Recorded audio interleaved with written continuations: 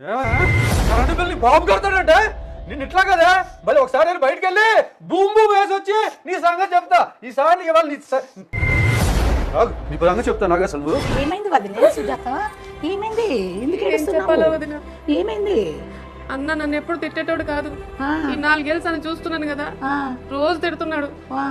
Fan వేస్తే తిడుతున్నాడు, light on చేస్తే తిడుతున్నాడు, కనీసం స్నానం నీళ్ళు వేడి చేద్దామన్నా కూడా తిడుతున్నాడు. దిక్కుమల్ల ప్రభుత్వం చేయంగా కరెంటు బిల్లులు పెరిగినాయి, గ్యాస్ బిల్లులు పెరిగినాయి. మన మొగులు కరెంటు బిల్లులు కట్టలేక మన మీద కోపం చూపిస్తారు. వదిన ఏడవకు, నువ్వు ఏడుస్తున్నావు, నేను ఏడవలేదు.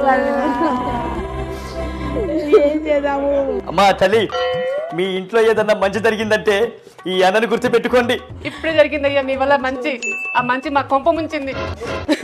అక్కడ ఏడుస్తున్నట్టున్నారు. అరే తమ్ముడు, అది ఏడుపు కాదురా, ఆనంద బాష్పాలు. మా ఏడుపు మీకు ఆనంద్ బాష్పాలాగా ఉందా? మీకు వస్తుంది ఏడుపు ఎలక్షన్ తర్వాత.